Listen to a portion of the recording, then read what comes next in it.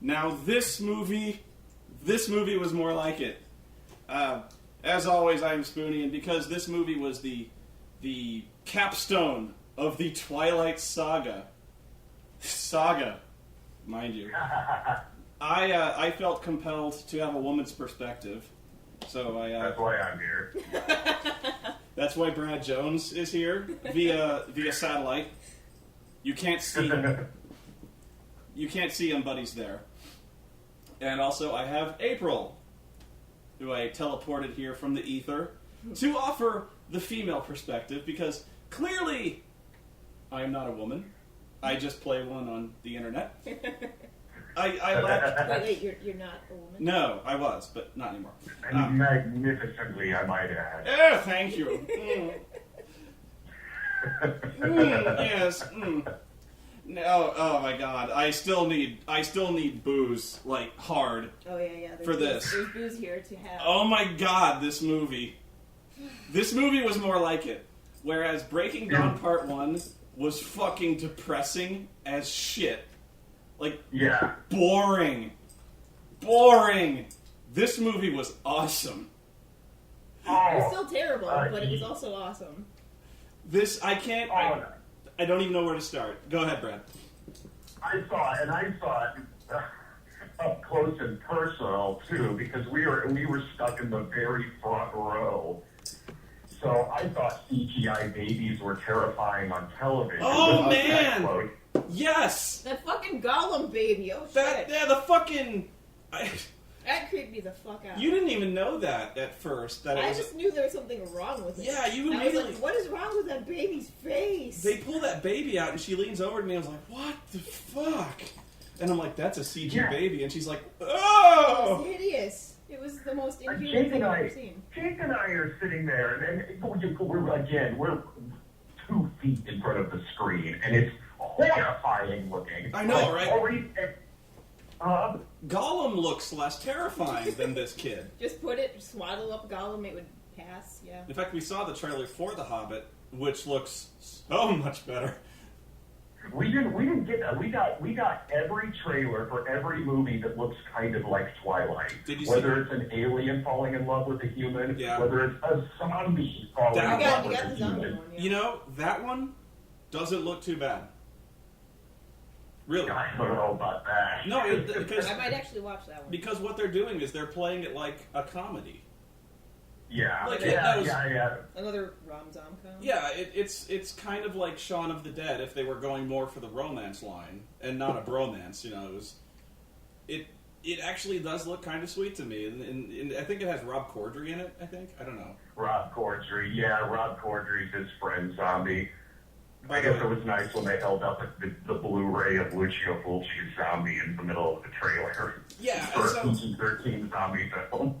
Trust me, there was another one that is like they're witches, like they have like witch brands on their hand. We didn't see that trailer this time, but that is such a Twilight ripoff.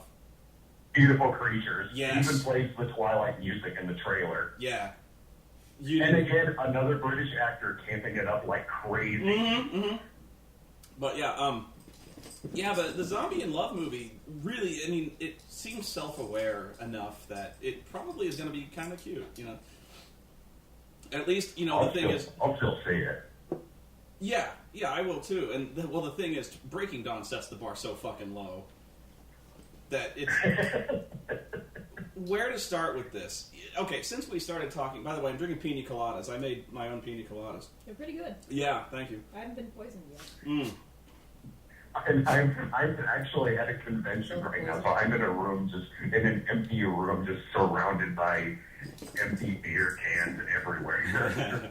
But yeah, we're gonna progressively get more and more hammered, I think, as we go along. Because trust me, seriously, there was, it's not a standing ovation, but raucous applause. Yeah, they were applauding. Bravo, bravissimo style applause. There were woos. Yeah, woo!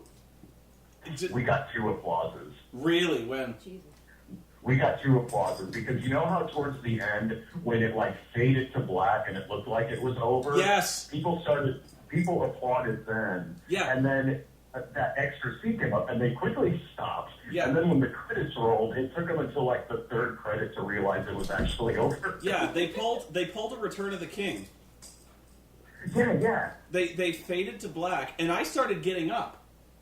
I was like, I got up and I was like, thank Christ. And then they smash cut back to that field of flowers, And you're like, fuck. Uh-huh. and I go, fuck, and I sit back Still down. not over. I was like a petulant child. I was like, no, damn it. Oh, there were three applauses. Yeah. They applauded when Michael Sheen, quote unquote, got killed. Yeah. Okay. And Jake and I started booing. Yeah. Well, no, I booed. We're jumping all over but I booed when it was all a dream. Yeah. Oh. Yeah. I mean, Yeah, fuck that shit. I actually was yelling boo because that was bullshit. That was bullshit. That was unfair. Maybe we should start at the beginning. Did you not see that coming? Mm-mm. I haven't read the books. Fuck that. I did. Mm-hmm. I didn't read the books, but I knew that the book doesn't end with a battle. Yeah, I know. I think Sarah. Yeah.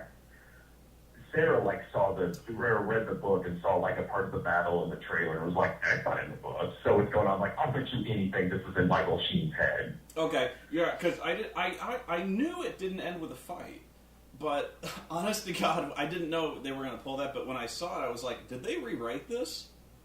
Because that would actually be better instead of like the ultimate well, this still was a huge anticlimax, but Yeah. But we should start. I loved CGI wolf falling into a crater in slow motion, screaming Yes. no.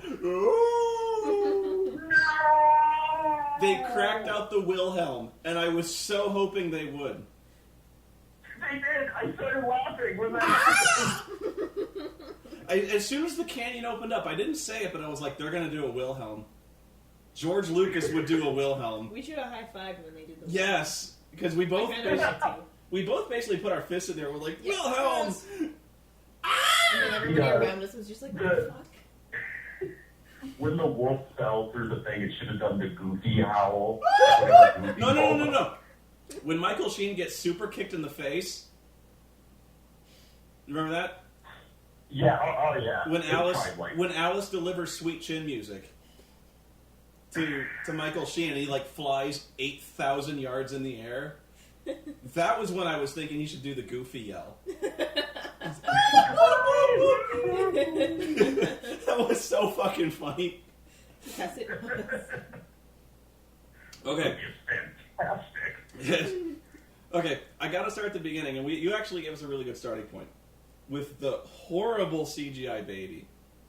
Horrible baby. Where I gotta start is the effects in this movie, the cinematography in this movie, are horrible.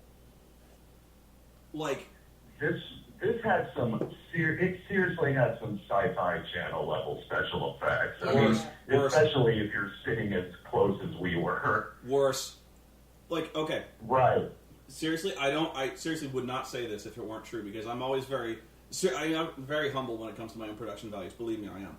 But I can tell you for a fact, I could do better rear projection of a driving car scene, people in a car, than they did here. I guarantee you I could. Yeah, it looked really seriously fake. It might as well have been just like spools rotating in the background. Yeah, they might as well have had like Hanna-Barbera backgrounds. With just the same house going by. Because, Don't remember the other movies being in the Stone Age. yeah. But here's why. Okay, for those of you who don't know movie magic, most times when people are driving, if you can't afford actually having a chase car that tows the car that's driving, you do what's called rear projection, or you have a green screen that displays footage of people driving. This is relatively easy to do, unless you're the guy who fucking did the effects for Twilight. Because, well, first off, when you're doing green screen, there are certain things that happen. One is called light spill, and that's what happens when light bounces off the green screen and onto your face, which means there's a light green line that goes across your face.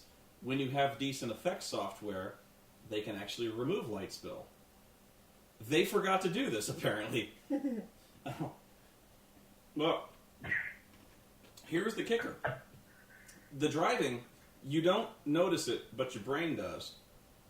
That when they're in the car sequence, it is so obviously fake that they're not driving because the car does not move at all.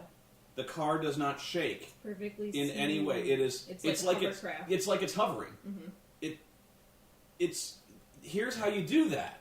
You get two grips with a 2x4, or with 2x4s, and then you prop them under the car, and then you have them just very gently rock the car back and forth. Mm-hmm. Because when you're on a road, cars don't fucking float. It seems like a minor thing. It seems like I'm nitpicking, but it takes you it takes you completely out of the scene. And I didn't notice that, but I know the reason why. It's because I was so close. You were so close. Yeah, if I were to if I was sitting farther back, guaranteed I would. But I was so close to the screen that all I could really see was just them two sitting in the car and noticing the size of the car. We were seriously so close. I would have had to have turned my head like all the way to the left or all the way to the right. Trust me. In order to have noticed that. Trust me. These car shots are so inept. Like, really. Any one of us, and this is not an insult to you guys, any one of us could throw up a green screen in front of our car, and the three of us could shoot a better driving. I'm not even fucking kidding you. We would at least kind of, like, it's one of those things where they're like really fake driving, like their hands are on the wheel, Yeah. and they're like shaking their hands back and forth like the steering wheel is really working. And they're not looking at the road at all. No, they're not. They're looking at just each other, and nobody glances at the they're road. like, boy, Yeah. those Volturi sure are coming, aren't they, Edward? And he's like, I sure are. But the car is not moving. If you could actually see it, which apparently Brad couldn't, but like, there's this, when you're green screening, there's this really weird, it's very easy to pick up most times, where there's like this very clear separation between the actors and the background. Yeah. And it is so... In fact, really, when you watch it, if you're watching like a 1970s cop show where they do like rear projection, where it's really obviously fake, that was better. Because oh, sweet, they're on the streets of San Francisco. yeah, and I'm really not making jokes here. It's like, pardon me. It's like at least with the really shitty kind of rear front projection, whatever you call it, when there's like basically a screen behind them they're projecting on. At least you can tell there's like distance between the window and the screen. And even then, they pretended. Like, you know how like when you're in a car but you're not obviously driving it, they have like lights passing overhead? That is literally that's literally two grips running back and forth with a pair of like floodlights. No, that's how you do that. You have two grips with hazard lights. They run past the car, then they run back to the front of the car, and then they run past the car again. That's how you do this, like street lights passing over. And they're never driving in the city, but it's subtle things like that. It's like they've never seen a film before, and they tried to shoot this shit. But more obviously, that in the grand scheme of things, that's minor. But here's the problem with the effects, or the cinematography more like. They are never anywhere near where there's like where the movie says they are. For instance, whenever they're outside, they are not outside. You know what I mean? Yeah. Yeah, You everything mean like is they're on like a set or like a build Yeah. They're very set for obvious. all of that. Like, nothing looks at all like they're in real scenery. They're not outdoors. It's all matte paintings and... Matte paintings all over the place. That's what It's black as shit. That's what I'm talking about. Is it's like, okay, they're going to have this big fight on a frozen lake, but it's so obvious they're not actually in a frozen lake. Why? Because you can't see their breath. Two, it's so obviously a matte painting. In fact, every angle they shoot is a matte painting. It's ridiculous. Oh yeah, it looked like. I mean, well, yeah, it definitely looked like a matte painting. But I mean, so close like that. It was so. It looked like when you go see like a horribly post converted 3D movie. Yes. And like the background is like totally flat. It only looks like a couple feet away from the actors. Mm-hmm. Again. That's exactly what it looked like, especially at the end. That was so obviously a painting, painted backdrop. And they had like 5 backdrops, so like every angle they shot it from was on this huge soundstage with a huge fuck off backdrop. It was terrible. And don't tell me like you couldn't see their breasts because they're vampires, because they fucking contradict themselves about 4 times on that score. Mm-hmm. You remember that guy? You remember like, oh, they got Alex with his paralyzing black vapor. Vampires don't breathe. Yeah. They like. Hey, I didn't even think about that. That's true. God They damn could just like plug their noses, Like, why- and just not breathe. The guy's like, I didn't tell them. I didn't take Carlisle up on his offer, and he's like, release the toxic vapors. And then he releases his black smoky fart thing, and he's like, So you could say he has the vapors. he's like, no. And he's like, oh, and he falls down, and I'm like, dude, you're a vampire. Like, you don't need to breathe. and well, that's the other thing about this is like they're trying to. Oh god, this scene. Let me go back to the effects. Like every shot, wherever they claim they are, they're not. So they're obviously on a soundstage for the lake. They're whenever they're driving, you can tell they're not really driving. Yeah. Even shots that you'd think they wouldn't composite or wouldn't matte painting. I feel like they did. Like there's a scene where Bella's in the tent with the kid, which is so obviously filmed on a soundstage. Because one, you can tell it's not really cold out there, and it's supposed to be winter because you can't see the kid's breath. 2, even though there's a bonfire outside, and even though there's moonlight, the background behind the tent flap is completely opaque. Mm-hmm. This is not something that you need to be a film professional to pick out. There's no wind, like even gentle wind pushing. Yeah, there's no breeze, nothing. Nothing moves at all. And even shots that like seem to be indoors that you'd think would like clearly not be. I started to suspect every shot. Mm-hmm. It looked like Sin City after a while, where you're like, where like nobody is where they're supposed to be. Remember that scene where she's talking to that guy forging passports, and they're in that restaurant? Yeah. I don't think they were in a restaurant. You know what I mean? That one I didn't notice. I was. I really don't think they were in a restaurant because there was like never any interaction or even like there was no sense of depth in that restaurant. There was like this kind of generic background, and there were curtains that were like they were in this curtained off area. It was weird. That whole scene was weird to me too, because I think I went up to go use the restroom right before that scene. So I come back, all of a sudden I sit down, and you go in passports with this like lawyer dude. I'm like, did I just stumble into like Girl with the Dragon tattoo? What's going on here? Well, yeah, it was like how long was I in the bathroom? No, you didn't. It was like the psychic chick who can see into the future. Like, had fake passports made for... Which, when you think about it, makes no fucking sense. No. Not a bit of fucking sense. And why does that not make sense? She knows the future. Why would she need that? Well, yeah. She knows exactly what's going to fucking happen. Why would she make provisions for something that she knows already is not going to happen? Yes, and it doesn't make sense because these guys do international travel all the fucking time. Mm-hmm. They seriously run across the Atlantic Ocean. Several times. They go to fucking South America. They go to fucking Canada. This scene fucking blew me away. Where, you know that the one chick who left the Cullens and kind of informed on them to the Volturi? Yeah. You remember that? So, okay, she sees the kid and she's like... Oh, my. Yeah, no, before that. Hang on, before this. She sees the kid and she's like, I gotta tell the Volturi. The next scene... The next edit, she is in Italy. No shit. She is in Italy where the Volturi are. Mm-hmm. Instantly. Did she swim there? Because they She- kind of imply that she jumps in the water. Yeah, Did she jumps in the swim her water. way there. She with must. super vampire magic. Yeah, exactly. The only way you can interpret that is she swum to Italy from Washington.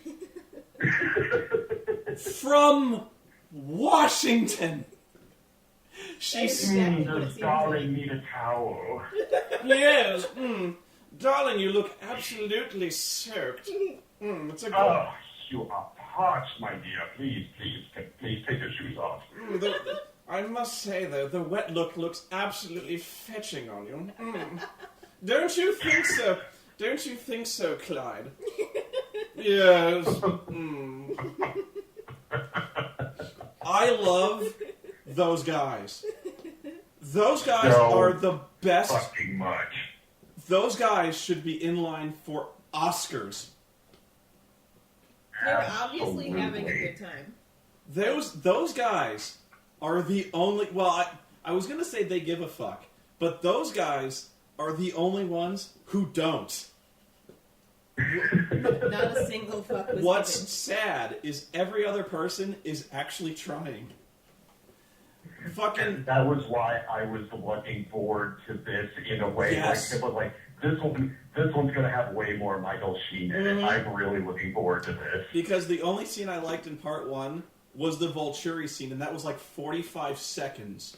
But that And it was like during the ending credits, Yeah. right? my dear, Carlisle with an S, my pet.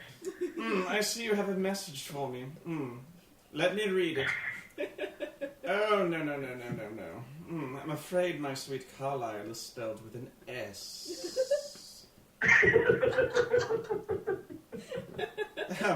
Okay. Oh my god, I'm suddenly crazy looking forward to the second one. I know. Because you're like, oh, they're going to attack the Cullens, you know? And you're going to see way... And, oh my god, you see so much more of them, and it's fucking amazing. They were very fun to watch. Fantastic. You have It's- several scenes that are essentially just all like just even greater versions of that's Carlisle with an S like that Yes. sequence from the other one. It leaves that scene in the dust, and then shits on the dust. It is so great. Okay, but I have to step... let me go back to... I'm serious. Like, I'm not even kidding. She is like, I gotta tell the Volturi. So she somehow either runs across the Pacific, across Asia, to Italy, or she swims all the way to Italy from the Pacific, okay? And the reason I bring this up... Left right in the fucking water. All right. Now, the reason I'm obsessing over this is because she tells the Volturi, and they're like, what does he say when he's like, oh my, the Cullens have been very naughty. It seems Oh, naughty. it seems we have to go to Washington and give them a good spanking. Yeah. Oh, they've been bad boys. Bad little Carlisle. Carlisle. I see he hasn't run out of his hair bleach. He always does know how to make me quiver with anticipating. Meanwhile, my audience was booing him. Really? Boo them. What? Oh, don't hate the player. By the way, for guys who have spent over 1,500 years in Italy, they have not picked up the accent at all. Okay. It would have been way funnier if they ended up sounding like Mario and Luigi. Oh, Picture it now. Carlisle. Luigi, it seems the Cullens have been very naughty. I can't even do I it. guarantee if you asked Sheen to do that, he would do it in a heartbeat. Oh my god. It's almost like a completely different director took the second unit director was like, Michael, do whatever, man. This is gold. Dude, it's all yours, man. I know. Freaking This do it. screen, They this get movie. The same guy to direct Alan Rickman's sequences from Robin Hood. Yes. And call off Christmas. That's my wife, Crow. That's my wife, Crone. Just once in my life I'll have something pure. Will you get on with it? Okay. The reason I'm obsessing over this after 10 minutes of tangents is because this is how the movie flows, okay? I'm not joking, I'm not exaggerating in any way. She sees the kid. She goes to Italy immediately. The next edit, the Cullens are in their house, and they say, whatever her name is, saw me with the kid. She must be informing on us to the Volturi. Mm-hmm. So this scene took place at most hours after the previous scene. Okay? Which means she saw the kid and got to Italy, let's be generous, within 6 hours. Yeah. And then, here's the other thing. This is where this movie completely lost me. Oh, it lost me in the first movie, but here's where this movie completely... This is where the movie completely jumps the rails in terms of narrative.